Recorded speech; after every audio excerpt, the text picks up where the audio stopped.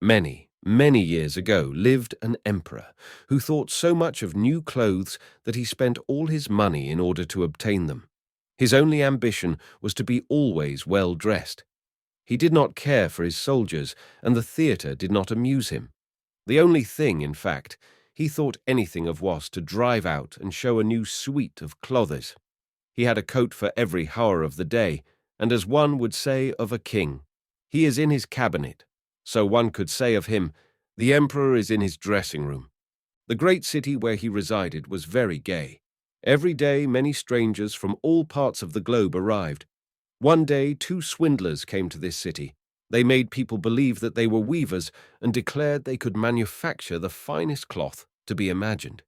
Their colors and patterns, they said, were not only exceptionally beautiful, but the clothes made of their material possessed the wonderful quality of being invisible to any man who was unfit for his office or unpardonably stupid. That must be wonderful cloth, thought the emperor. If I were to be dressed in a suit made of this cloth, I should be able to find out which men in my empire were unfit for their places, and I could distinguish the clever from the stupid. I must have this cloth woven for me without delay. And he gave a large sum of money to the swindlers, in advance, that they should set to work without any loss of time. They set up 2 looms and pretended to be very hard at work, but they did nothing whatever on the looms. They asked for the finest silk and the most precious gold cloth. All they got they did away with, and worked at the empty looms till late at night. I should very much like to know how they are getting on with the cloth, thought the emperor. But he felt rather uneasy when he remembered that he who was not fit for his office could not see it. Personally, he was of opinion that he had nothing to fear, yet he thought it advisable to send somebody else first to see how matters stood. Everybody in the town knew what a remarkable quality the stuff possessed, and all were anxious to see how bad or stupid their neighbors were. I shall send my honest old minister to the weavers, thought the emperor. He can judge best how the stuff looks, for he is intelligent, and nobody understands his office better than he. The good old minister went into the room where the swindlers sat before the empty looms. Heaven preserve us, he thought, and opened his eyes wide. I cannot see anything at all, but he did not say so. Both swindlers requested him to come near and asked him if he did not admire the exquisite pattern and the beautiful colors, pointing to the empty looms. The poor old minister tried his very best, but he could see nothing, for there was nothing to be seen. Oh dear, he thought, can I be so stupid? I should never have thought so, and nobody must know it. Is it possible that I am not fit for my office? No, no, I cannot say that I was unable to see the cloth. Now, have you got nothing to say? Said one of the swindlers, while he pretended to be busily weaving. Oh, it is very pretty, exceedingly beautiful, replied the old minister, looking through his glasses. What a beautiful pattern, what brilliant colors. I shall tell the emperor that I like the cloth very much. We are pleased to hear that, said the 2 weavers, and described to him the colors and explained the curious pattern. The old minister listened attentively, that he might relate to the emperor what they said, and so he did. Now the swindlers asked for more money, silk and gold cloth, which they required for weaving. They kept everything for themselves, and not a thread came near the loom, but they continued, as hitherto, to work at the empty looms.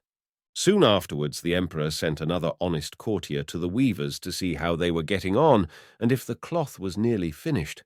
Like the old minister, he looked and looked, but could see nothing, as there was nothing to be seen. Is it not a beautiful piece of cloth? Asked the 2 swindlers, showing and explaining the magnificent pattern, which, however, did not exist. I am not stupid, said the man. It is therefore my good appointment for which I am not fit. It is very strange, but I must not let anyone know it. And he praised the cloth, which he did not see, and expressed his joy at the beautiful colors and the fine pattern. It is very excellent, he said to the emperor. Everybody in the whole town talked about the precious cloth. At last, the emperor wished to see it himself while it was still on the loom. With a number of courtiers, including the 2 who had already been there, he went to the 2 clever swindlers, who now worked as hard as they could, but without using any thread. Is it not magnificent? Said the 2 old statesmen who had been there before.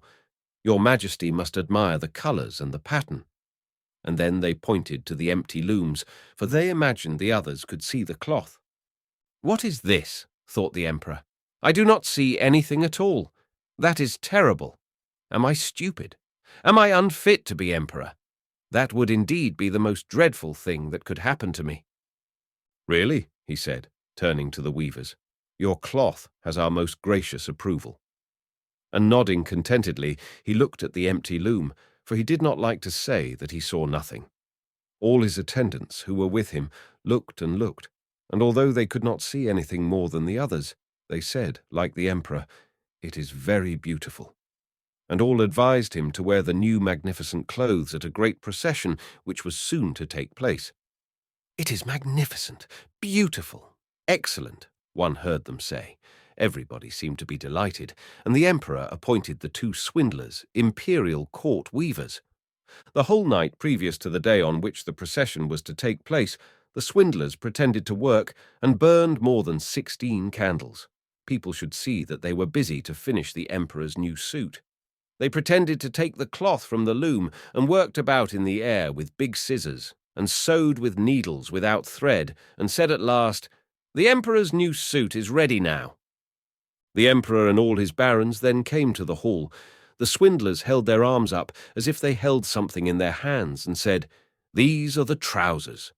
This is the coat, and here is the cloak," and so on. They are all as light as a cobweb, and one must feel as if one had nothing at all upon the body, but that is just the beauty of them. "Indeed," said all the courtiers, but they could not see anything, for there was nothing to be seen. "Does it please your Majesty now to graciously undress," said the swindlers, "that we may assist your Majesty in putting on the new suit before the large looking-glass?"